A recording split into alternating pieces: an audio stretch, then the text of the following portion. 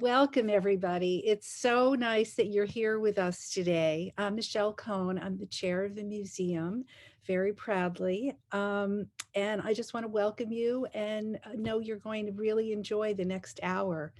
You know that MAD is opened, our store is open, the restaurant is opened, and we welcome you to come and see us. It is all socially distanced and safe.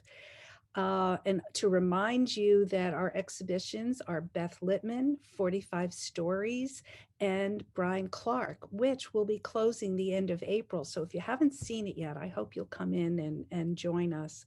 And also to remind you that on Saturdays from 2 to 4, we have string instruments, string musicians playing in the galleries, and it really is a wonderful experience. And this weekend especially, there's a fabulous guitarist who I think you would really enjoy. Today, we are going to have a couple of moments with Mia Habib, who is very well known to the museum. She was not only a artist at the Mad About jewelry sale, but she is also a former studio artist. So she worked in the museum and explained her practice through the visitors who came to see her. So you will be in conversation today. You will hear a conversation today with Mia and, of course, our wonderful Bryna Pomp, curator of Mad About Jewelry. And a very special guest will be stopping by. So I hope you will enjoy hearing from all of them. Then you're going to have a tour of Mia's studio and a demonstration of her work. So you're really in for a wonderful treat. And just to remind you that Tuesday, April 13th at 7 o'clock, Mia will be leading a digital drop-in, and she will teach us how to make a pair of earrings. And with that, I will welcome Bryna. It's been a long time that we've seen each other, so nice to see you now. And I look forward to your conversation with Mia. I'm really happy to see you too, Michelle. It's been a long time. It's been a long. So I'm going to sit like this for a moment so all of you can see this wonderful bracelet that I'm wearing that's from Mia. Mia participated in Mad About Jewelry in 2011, which was the first year that I curated the event. And I met Mia earlier that year, and we just developed a very immediate connection, both professionally and personally. And we could just talk endlessly about jewelry. And we text each other often and talk often. So I'm really happy that Mia's here with us today. So, hi, Mia. Hi. Hi, Bryna. Hi, Michelle. Really nice to see you both. It's been a very long time, in person at least. I know. So we're going to start off talking about what your background was. How did you become a jewelry artist? And where did you study jewelry and metalsmithing? So I started actually in high school. I was born in Bosnia and Herzegovina, and then I moved to Croatia when I was a little kid. And we have, I think, something what's equivalent to a magnet school. So I went to school for applied arts and design in Zagreb. And in my second year, I decided to choose a direction, which was jewelry. And it was really sort of a kind of a random choice, if you will. I wasn't necessarily a person that wore a lot of jewelry, but I loved the intimacy of that department and how small and tight it was versus like the large sculptural departments and painting department. So I chose that, and it kind of kept me interested all these years. And then when I moved to United States in 1996, I attended Savannah College of Art and Design, where I received my BFA. And then promptly after that, in September of 2001, I moved to New York City. So that's sort of my beginning. So let's start off by looking at a picture of you in your studio. It's a really powerful picture. We see how strong you are. and tell us about what you're doing here. Well, so when I started actually in the corporate world, and I was doing jewelry design for many years, and with things that were manufactured in overseas, and I was sort of having a parallel career, but I always made things. And so, when I started my business, I have always made it a point to discuss what it takes to make something, especially as my pieces over the years became larger and a little bit more sculptural. And they're very polished and very shiny. The process of how I get there is, it's pretty dirty, and it's pretty kind of, my husband calls it, I'm in a mine. I'm literally like sawing and cutting. It's very physical. I have, some pretty nice biceps as a result of this. So I always share images of how I get to create these like beautifully polished and clean pieces. This is actually in my studio here. Well, I actually was on the second floor when this picture was taken. And this is a shear. So I'm basically cutting strips of metal. I pretty much start with basic sheets like this, and then I cut them to size to whatever I need. So are you drawing everything out first, or are you making a prototype in paper? How do you start your process? It's really funny. Actually, my sketchbook is, a place where I record the end of the work. So I have, and I'll show you this a little bit later too. I have piles of boxes of jewelry and like trinkets of like little tests. And I pretty much start directly in metal if I have an idea. And I kind of work out things as I go, pieces like this. And then, if I'm sort of happy with way things are going, I essentially then record it as a sketch. So it's mostly, I kind of work in reverse. And I like to see how far I can take it with the metal. Metal is definitely unforgiving. And, sort of the bottom line of what I've been doing all these years is trying to create this like extremely fluid and sensual line. And metal is inherently rigid and hard. So for me, if I have an idea, I always try to sort of carry this impulse to try and see like how can I move that line to become just so fluid, so musical, so rhythmical. And then as a result, like if it actually turns out to be how I imagine it in my head, then I sketch it out and kind of leave it so I know how I got there. Because a lot of the times it's a moment. If I feel inspired and I start making, I have to sort of record it. And I find myself not infrequently sitting back and being like, how the heck did I make that? Like, I don't necessarily remember, because it's very much like, the movement. It's an exercise. How do you bend this metal? Now, that's what struck me about your work from the very beginning. I mean, in this cuff I'm wearing and in all your work is the word fluidity. That Hmm. that you're treating this very hard material in such a supple way, and it's just so skillfully executed by you. Thank you. I'm so glad that carries through. Yes. So let's talk about your signature style and tell us how it evolved. And let's start actually here with this picture that was taken at the museum when you were an artist in residence. And that's when we first met. So this is actually in 2011, I believe. I applied for that program. And at the time, actually, when I started Oblik Atelier, and oblique means shape. And I think you could pretty much see that that's a running theme in the work that I do. When I started it, I actually, my business about limited edition jewelry. It was mostly fine jewelry. They were very delicate pieces, but there was similarities just to the language, but it was just very flat. And so when I applied for the residency at the Museum of Arts and Design, one key component of my work is fire. And they were like, there's no fire in the studio. You need to create, work that will be without fire. So I was sort of dumbstruck, and I'm like, oh crap, like what do I do? So I created this whole new collection. It was based on building intricate, sort of like supple textile, almost like metal pieces, where I cut tiny little pieces of sterling silver, I hammered them, and I strung them on chain. And what I realized when I was doing that residency was like there were so many things that came out of those 6 months of being there.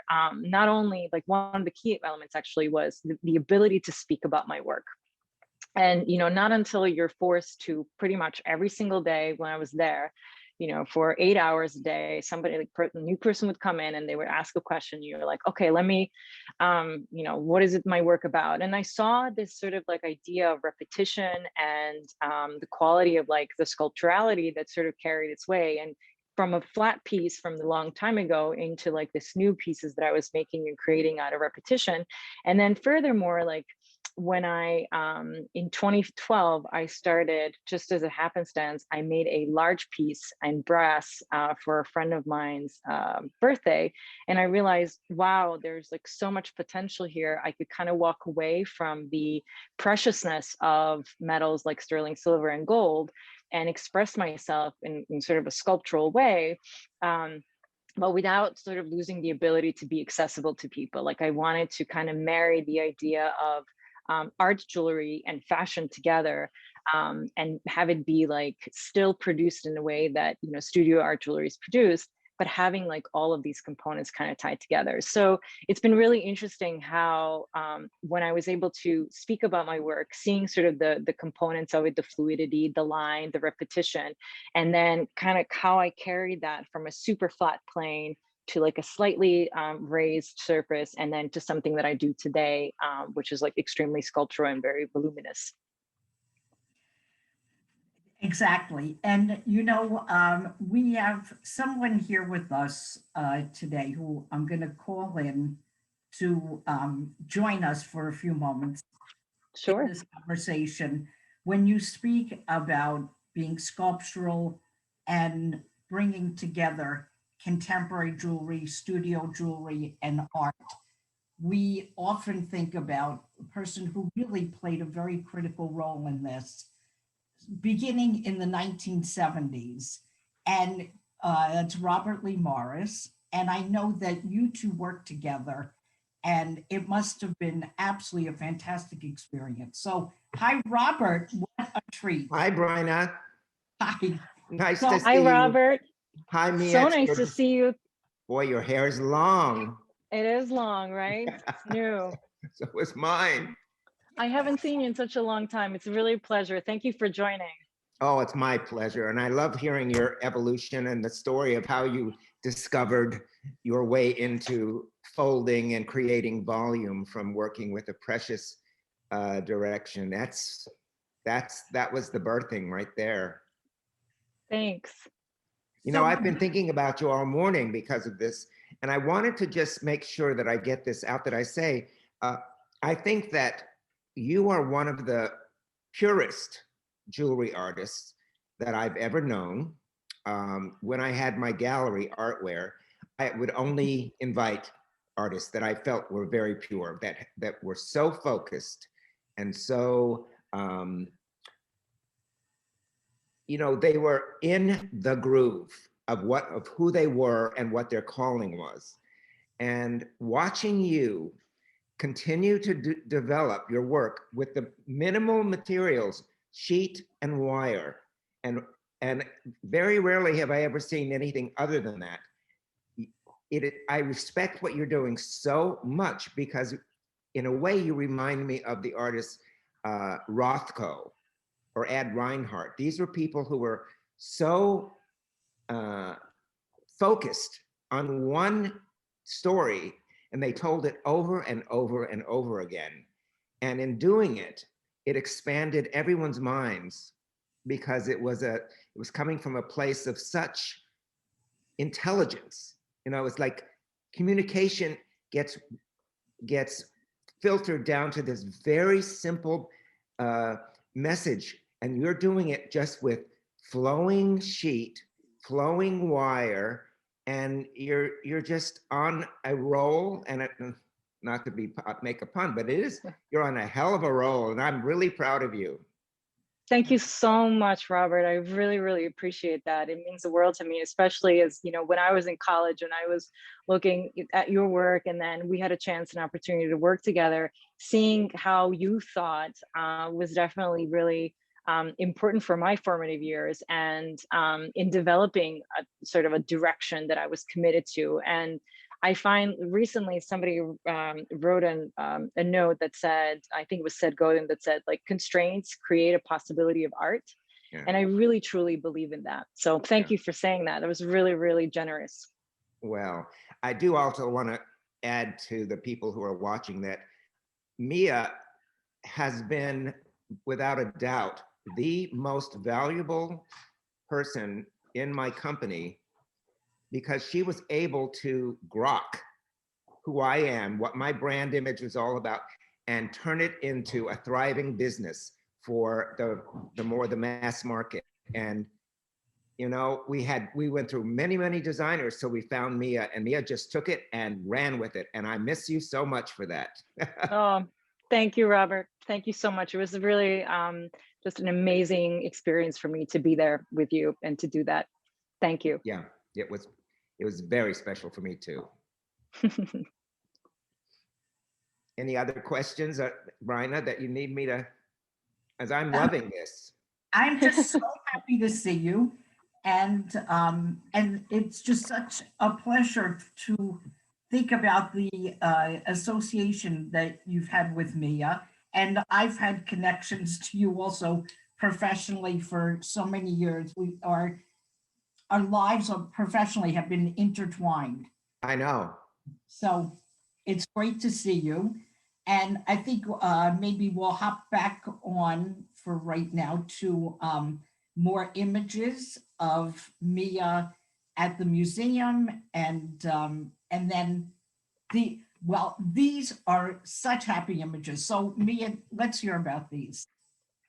Sure. So I think, I like to portray my work through an everyday woman. A lot of times there's people focus on having a lot of press and to sort of get credibility and validity.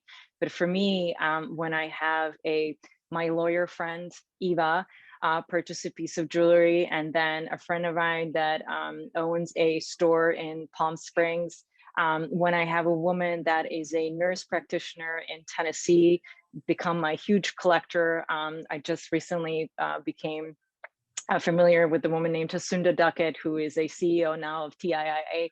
Like, I love these ordinary, extraordinary women, and that have the sensibility and the desire to, put something really bold and expressive on them. And it really carries the message, that's underlying message of the work that I do. There is a sensual quality to it. There's a feminine quality to it, but it's extremely powerful and very confident. And what I love is when women buy for themselves. And then I also love when men recognize the sort of the strength in all of these pieces, and they purchase it for their women and their partner and wives, because they want them to have that sense. They want to sort of carry themselves through that jewelry. So it's always really, like, when I show my work, I tend to show it on people that have purchased it. I sort of carry them as my ambassadors, and it is my biggest gift when I hear from people that have bought my work and tell me who they are, how they found me, and then they're like my true clients and true collectors. Well, these look like really happy women wearing. They are. They're amazing. Then, in the next slide, we're going to see some of your bracelets. So this is actually what I'm most known for.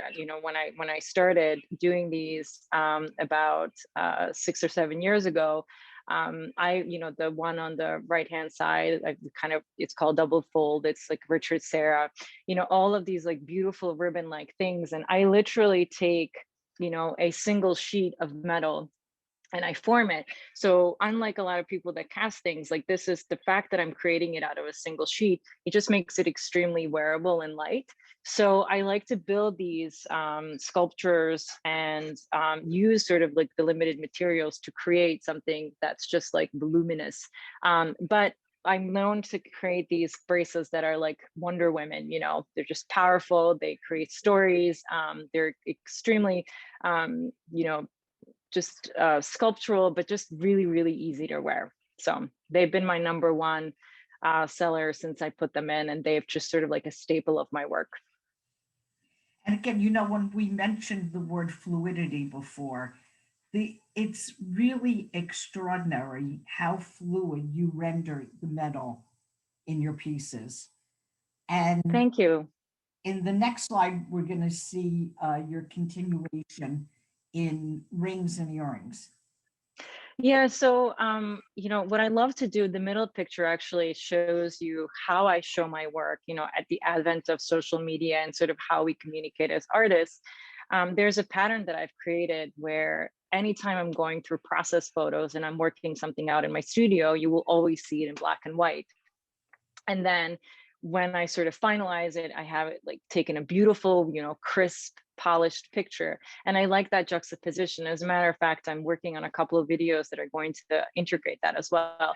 But I love sort of expressive earrings and rings. And, for rings, it's really fun because they get to be, sculptural pieces, but they're just, again, like very light, and it's just made out of wire. And then the earrings, which I think the earring on the left-hand side with the beautiful woman who is somebody that I met actually last summer, I'm going to try and create those in situ here for you to see sort of how do I bend this metal to create this interesting shape. So now, a great part of the mission of Mad About Jewelry is introducing the artist to our audience. But today we're going so far beyond that, not just introducing you, but showing you at work. So now go to your bench and let's see what you do.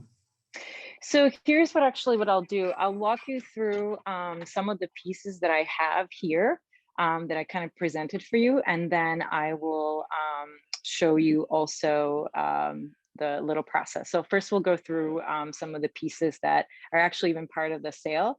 And I'll hand over, I have a friend of mine that's helping me here. So I'm gonna hand over the camera. Unfortunately. Good. We will have to glitch. That's fine.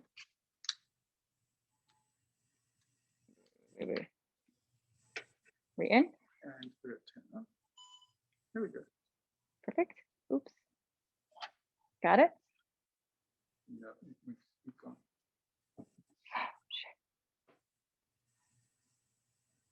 Hello? Yes. So I'm sorry about that. Okay.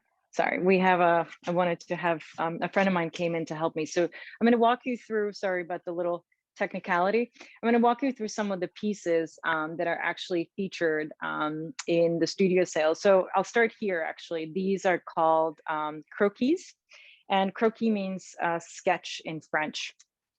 And I literally decided to create these pieces as a little drawing in metal. And it's a singular wire. When we were talking about even what Robert was saying, it is really fun to take one single wire and see what kind of an interesting shape you're able to make. So this is part of the croquis series. And then when I talk about, again, like the sculptural necklace, which one of the pictures that you saw, this is called needle and thread. This is a single wire where I literally like sort of loop it and form it to create this really interesting shape. And then when you put it on, it's just an easy, light piece to wear. This is all of the pieces that I'm working in, during this time. This is all made out of brass wire, and it is finished with gold plating finish. And I basically have two running themes in this particular work. Things that are done with wire, they're called the drawing series. And then things that are done with sheet are called the brass band, which actually sort of is a little bit of a nod to where I come from. I come from Eastern Europe. We're known for having like the gypsy brass bands. And I always like love all those brass instruments. So all these like big sheets of metal kind of reminded me of that. So this is, again, just a simple ribbon, one singular loop. That's just an interesting bracelet, but very wearable, but pretty powerful. When I talk about like some of the earrings, this is actually a little ribbon. So this is two pieces together that I formed, and they're like a little liquid piece that hangs off of the ear. one of my other necklaces, which I really love. I don't know if you're familiar with Iris van Herpen. She's a fabulous haute couture designer, and she has these beautifully cut out, laser cut out technical fabrics. And when I looked at this piece, when I made it, it just reminded me of Iris, and the full necklace is called like Iris, You Can Do Things Differently, which I think is what she does. So there's always just really interesting stories and interesting names behind the work that I have. So when I think about this bracelet, this is called the Tabletop Mountain, just because it reminds me of the Tabletop Mountain. And then this is called Rivers, which is, I think, a piece that was featured in the sale as well. So this is a wide sheet that gets folded, and it just feels like a little river. But again, just very easy,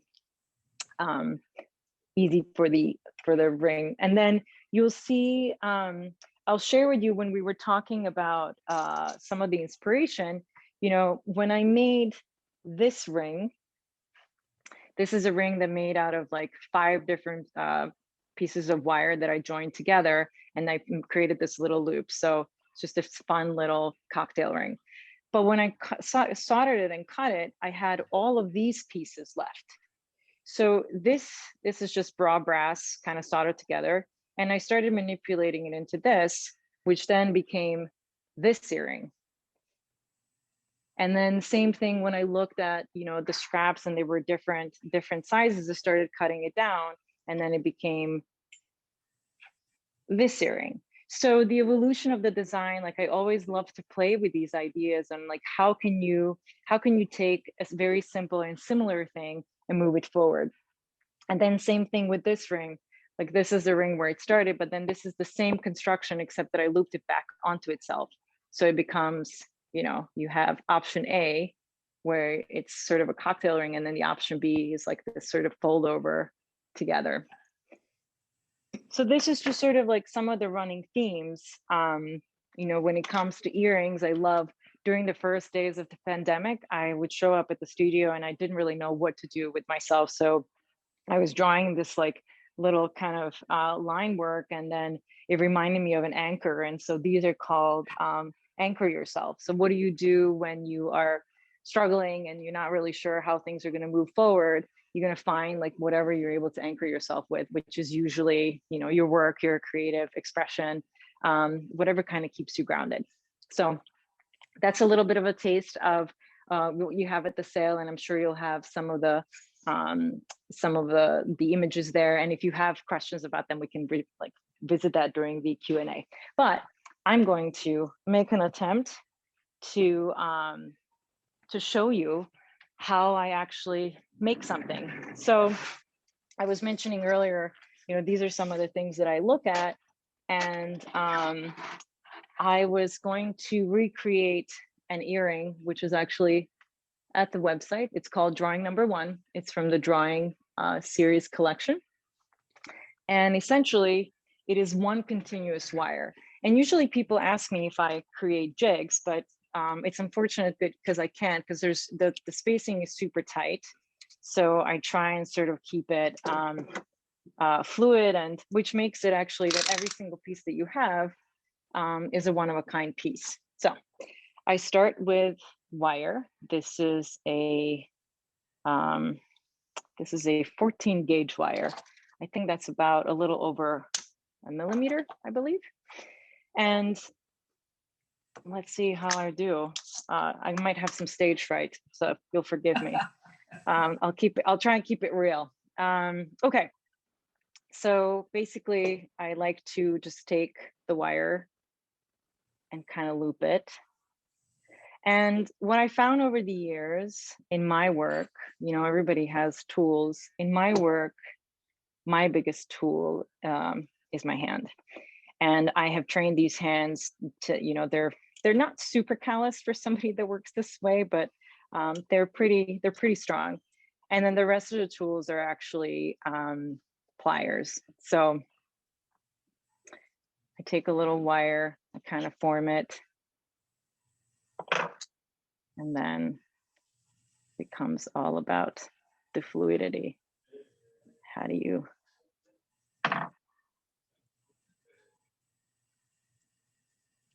There we go.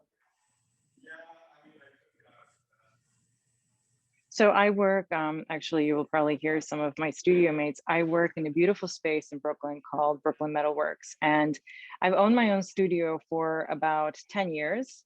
And I had that studio space actually turned into a hotel. I'm sure a lot of New Yorkers understand what happens in New York City.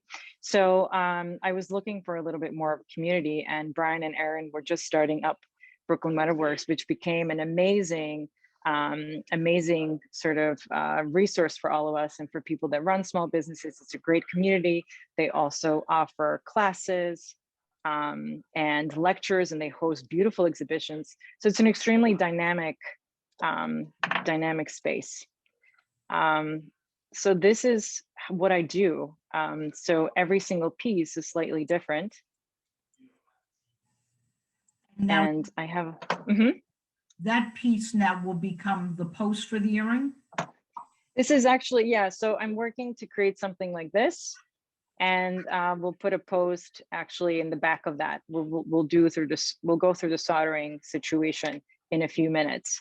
But you know, when you look at a pear shape, usually people would create a pear shape and drop it, you know, from this perspective, so it kind of hangs, and it's a typical thing. I love to sort of challenge that and always put you know, an unexpected way to wear it. Also, like a lot of my earrings, for all of us that love earrings over the years, what's really wonderful is the fact that a lot of them, because of the way that they're made, they hide the hole. So sometimes when we stretch out our holes, I love the fact that you still have a light earring, it's a sculptural ring, but you get to sort of hide it. So this is drawing number 1. I hope that you're able to see kind of the, and I kind of work it back and forth to see, like, do I need to adjust the shape? A lot of this happens with hand, a lot of it happens with the pliers. And then kind of when I'm done and I feel like the shape is okay, I'll just tweak this. This is a little bit too stretched. I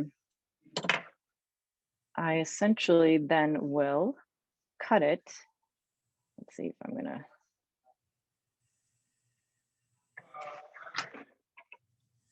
I'm going to do a little.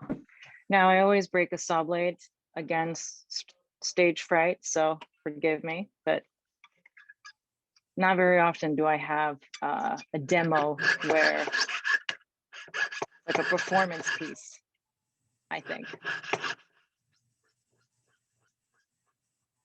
So for me, I'm hoping you can hear me through this.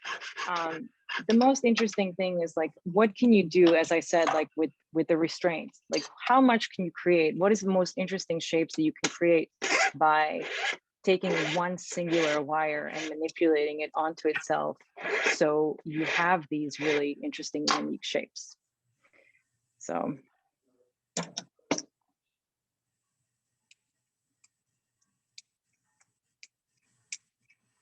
Okay. Okay. And when I'm talking about that, like, this is some of the things that I'm working on. Like, this is a single wire, right? That's just looped onto itself. This is a single sheet that I formed into a 3-dimensional piece. And I'll give you a little sneak peek of, this is actually something that I went to the Metropolitan Museum about a month and a half ago, and I saw the beautiful pieces of the organ that's in the museum, in the instrument wing. And this inspired this earring, where it's just like a kite shape that I formed into a funnel, and then the post will go here. So you will have a little earring like this. So we're going to take this, now is the most exciting part. We're going to take this to be soldered. So let's go and have a little fire session. So when you were just speaking about something in particular you saw at the Metropolitan Museum that inspired you, as you're doing this stuff, tell us about what has inspired your design direction for the past several years of your career. Well, so I mean, mostly what I do is, you know, I look at my work and I look at my pieces. It's very seldom that I have actually, you know, a specific thing that triggers it, like a visit to the museum. It's always really welcome, but I don't necessarily seek it out. It's like, for me, you know, it's the way of seeing things. Like, how do you see the same thing in a different way? So it's like, I don't have necessarily a desire to create pieces that are evocative of something, or I don't look for inspiration. It just sort of like is as I work through more things, more ideas come, and then I'm able to sort of like raise it to the next level and like basically evolve that same idea.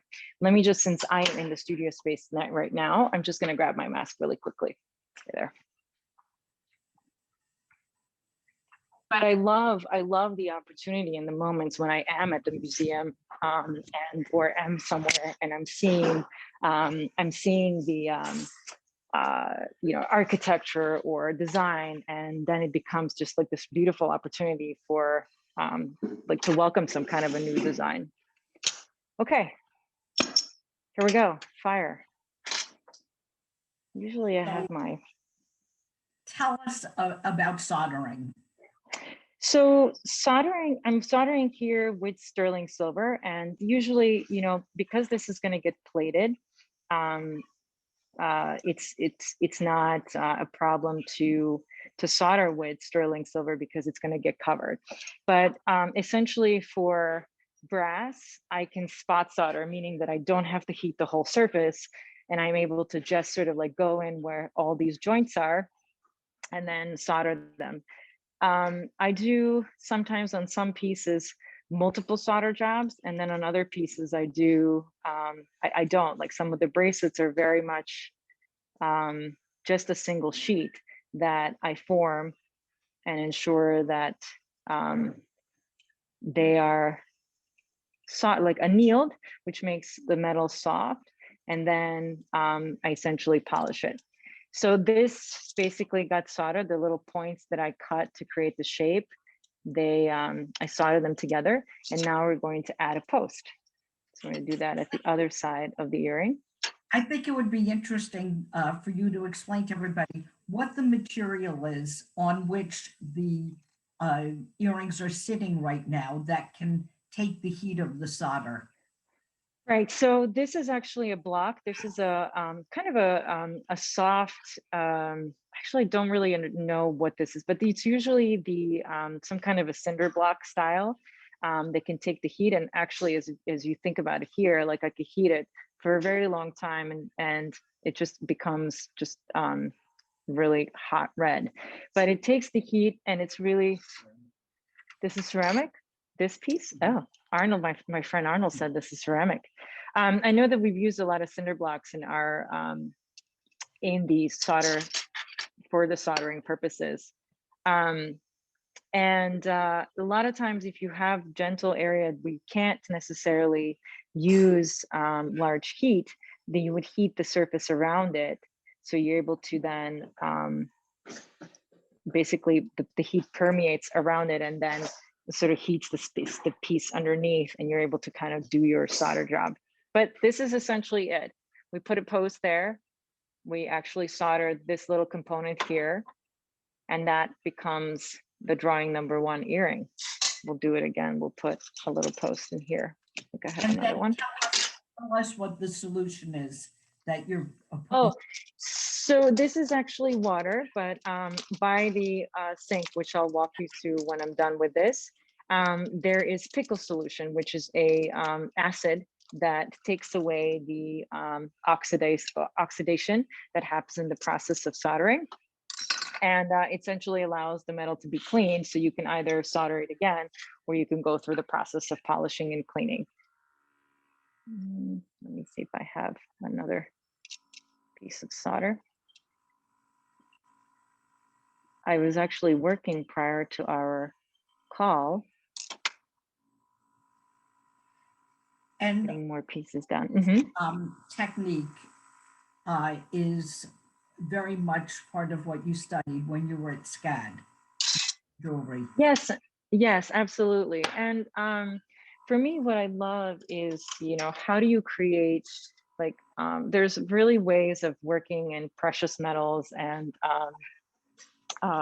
utilizing the beautiful stones and beautiful, just the inherent nature of gold. Like when you work with gold, it's so much cleaner. Like brass is really dirty, but I love the ability to create something large that then becomes accessible. So I predominantly work in brass. I get it gold plated. I work with a plater in Rhode Island, and actually historically Rhode Island has been the place where that was a jewelry center of the United States for many years, many decades. There's some still people that run businesses there, which has been really nice. So a lot of these pieces I get plated in Rhode Island, but then I also, especially recently, I started to go back to revisiting sterling silver and making some of these sculptural pieces in sterling. And I'm really excited about that too. So I'll take you to the pickle. We actually use simple cross-cut. And basically this is acid that the earring will sit in for a few minutes to remove the oxidation that was created during the soldering process. And after that, I will be basically filing it a little bit and then polishing the piece and sending it off to be plated in Rhode Island. So in terms of the time frame from start to finish on Mm-hmm. making this pair of earrings? Well, so, this pair of earring, like once I kind of have the system down of what I'm doing, I like cutting the wire, getting it done. Probably for a single pair is about an hour. And then of course it needs to be taken out to be plated and finished. So that's for that particular one.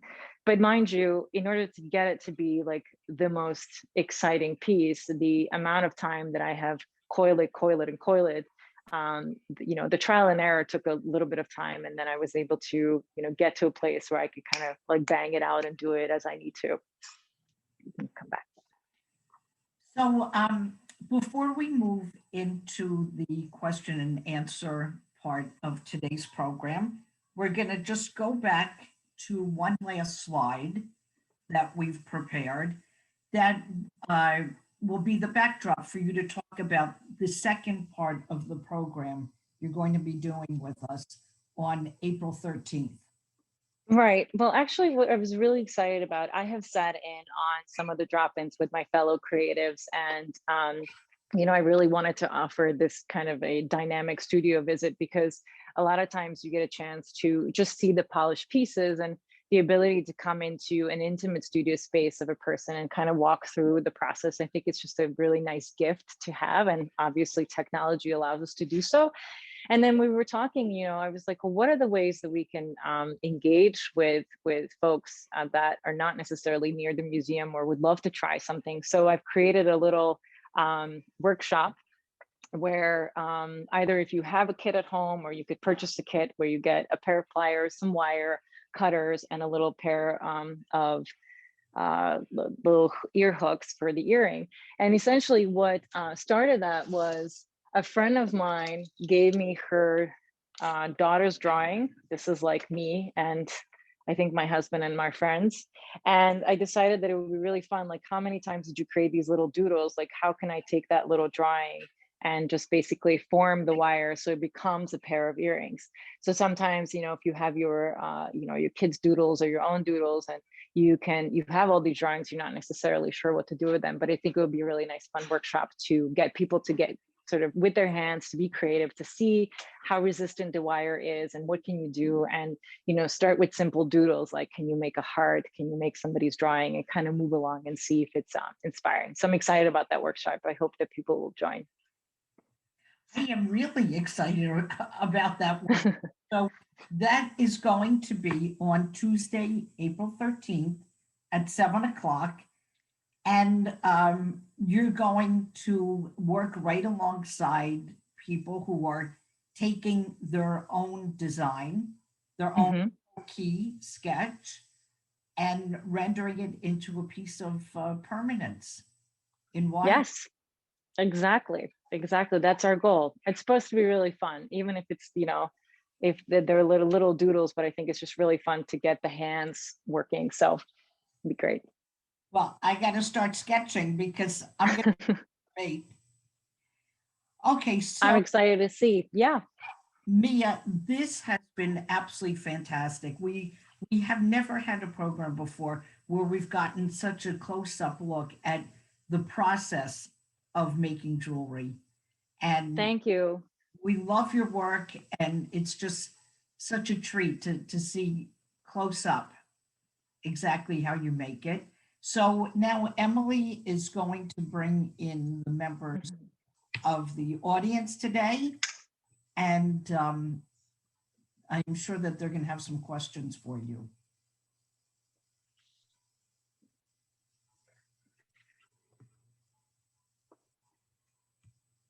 So while Emily's bringing everybody in, so you have continued to have access to your studio at Brooklyn Metalworks for the past year. Was there an interruption in your Um, be there?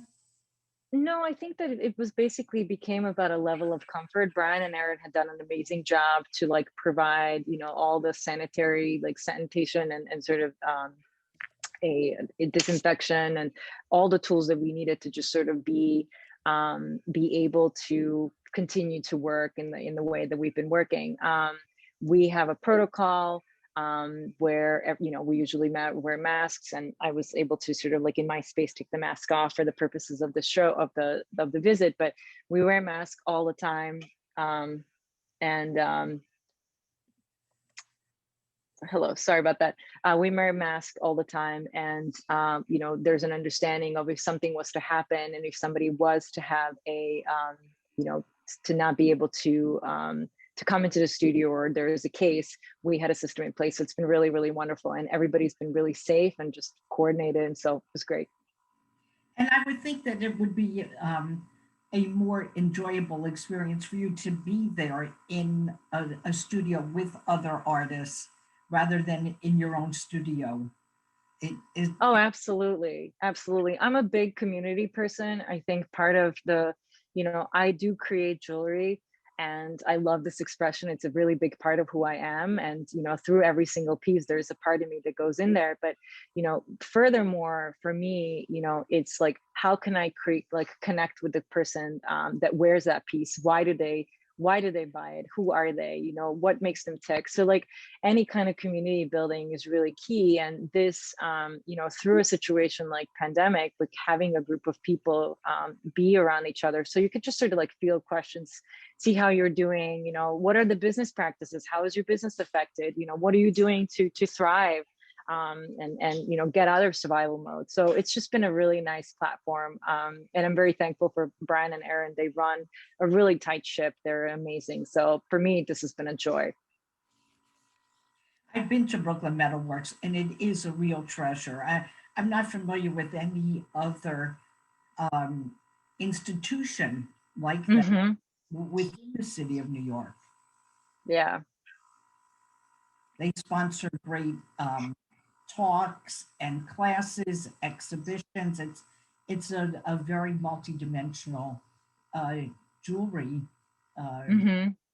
outlet. Yes. So, I'm going to turn over to Emily now. Hi, Emily. Hello. hi, Bryna. Terry, I know you had a couple of questions. So if you'd like to go ahead and turn your camera and your microphone on, you can ask Mia those questions that you had that you put in the Q&A. Okay, I was curious if, well, actually some of the questions were answered. I wanted to know what metal you used to experiment on, and I guess that was the brass. And was it also brass wire that you were using? Mm-hmm. It's mostly brass wire. I also do sometimes work in silver too, but most of the pieces that you've seen are brass. I did recently buy a ton of bronze wire because I love bronze wire color, or just like bronze color. But it is, when I talk about like being in pain and not being able to really fully bend this, I had to stop. So I reached kind of my limit of what my hands are able to do. So mostly brass. I love working in gold. I have also done some of the earrings and rings for people in gold because ultimately what I'd love my work to be is timeless. And I think my designs are that way. Sometimes the material choice is a little bit harder, especially when it's plated. So there are people that have really enjoyed my work and then they wanted to fully capture it and have it be in gold or in silver. Thank you. Thank you. A little. What, I don't know if you can hear me, but Yes. how do you get this fabulous shine on the piece, and does it tarnish? So I basically go through the extensive process of polishing and cleaning. So when I work with sheets, I usually prep the sheet. So I cut the sheet of metal, and then I sand the surface, both surfaces, with differing degrees of sandpaper.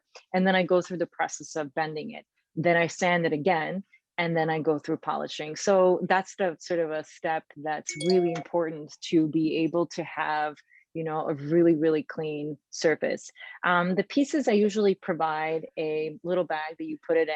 They get a slight sort of a like deeper color to the gold color, but they don't necessarily turn dark. They don't tarnish per se. So they get like just a little extra, like a little, like one subtle notch deeper color. Do you ever Does that answer anneal your the question? piece? Yes, thank you. Do you ever anneal the pieces to get it to bend better?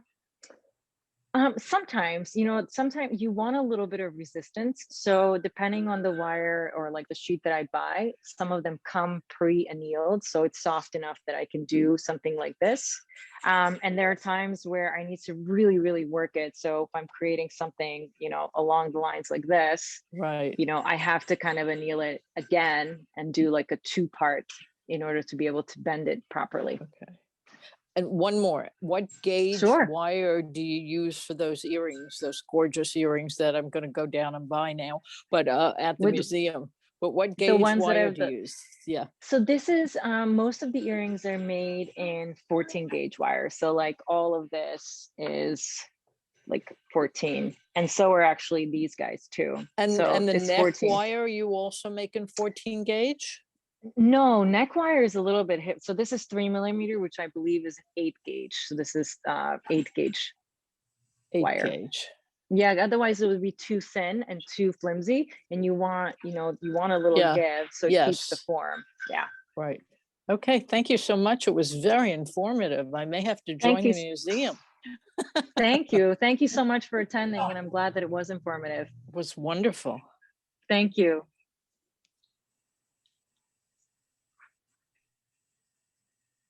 So Terry, it looks like you had another question. If you wanted to go. I wanted to know if you could use a soldering iron like a tool rather than the torch. Not necessarily. I don't think it provides enough heat for solder purposes of this. I think if you were to use different kinds of wire, you probably could. Also, soldering wire is a little bit messy. I don't like the, I think you use tin solder for that, and I don't necessarily like the tin solder and the look of that. I'm sure you could smaller wire where you don't have to surf, like where it's only points that you're trying to solder together. Like in a sense where joining this, you could probably do it with soldering wire, but then this kind of stuff here, you can't. Thank you. Thank you. So Mia, is there anything else that you would like to share with everyone today about you as a jewelry artist, what it means to you and how you would like to be thought of the most? I mean, I think, you know, I call my work like wearable sculpture. And I created this little tagline that says, you know, elevating jewelry from being simply an accessory to becoming an extraordinary wearable sculpture. So, you know, for me, jewelry, or the fact that it is jewelry, it's almost like a secondary component. You know, for me, it's the importance of kind of executing a shape and getting that fluidity and going through the motions of creating is like such a experience, and it's really important part of my my life experience, I guess. So I think of myself as a creative person first, and then, you know, a jewelry artist second. So it just happens to be my medium. I think of you as a sculptor. Thank you. That's a compliment. Thank you so much. So I cannot wait until our second session with you on Tuesday, April 13th. And Emily, are there any other questions that people would like to ask? We did have one more question from Carol. So Carol, if you wanted to go ahead and ask your question, you can turn your video and your microphone on.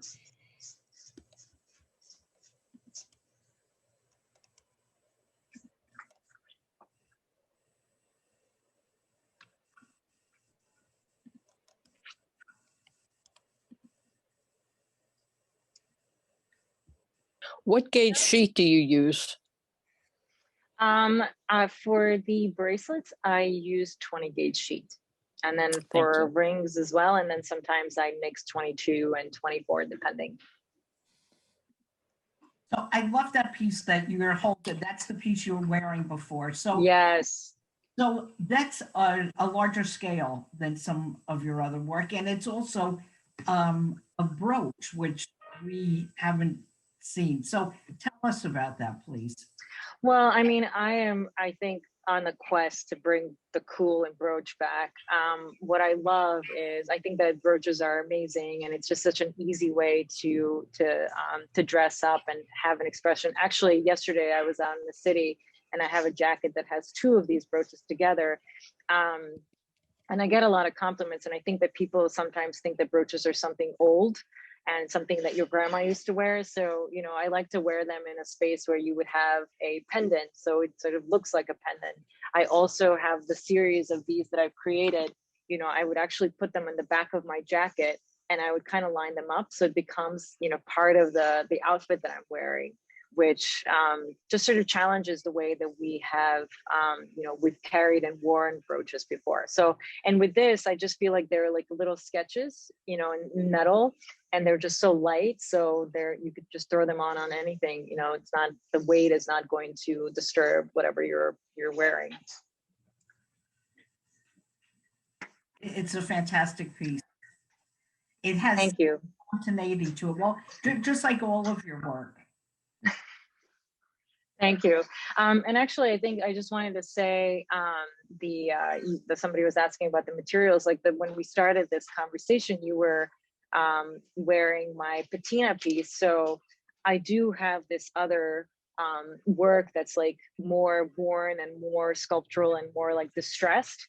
And I like the juxtaposition of the two. And that collection, I tend to kind of dip in once in a while where I have an idea that's a little bit more of a, you know, kind of worn and distressed and like lived in, and it has a completely different feel than this like super clean architectural piece from the brass band collection. So I like that notion too. The patina on this piece is just gorgeous. And when I wear it, which is very often, I just can never stop looking at it, and the perfection of 3 curls just side by side. It's just superbly done. Thank you, Bryna. Thank you. You picked actually one of my favorite pieces. Petals is a beautiful, beautiful cuff bracelet. I'm glad. So I'll turn it over to Emily to continue. So we are actually out of and over time, but it's been so fun getting to hang out with Mia and see her studio. So Mia, thank you for letting us watch you work, stage fright and all. But everybody really enjoyed it. And if you are feeling inspired by watching Mia work, do be sure to join us and Mia again for the digital drop-in and make your own pair of earrings. And that's taking place again on April 13th at 7 p.m. And there will be an email after the show with the link to shop for all of this work. and the link that has the sign up for the program that I just mentioned. So the program is free for members. So if you are a member of the museum, you can join us for free. And then if you aren't a member and you just want to join us for this one program, there is a $10 admissions charge to join the program, but maybe you could also, buy yourself a membership and then it would be free for you as well. So keep an eye out for that email.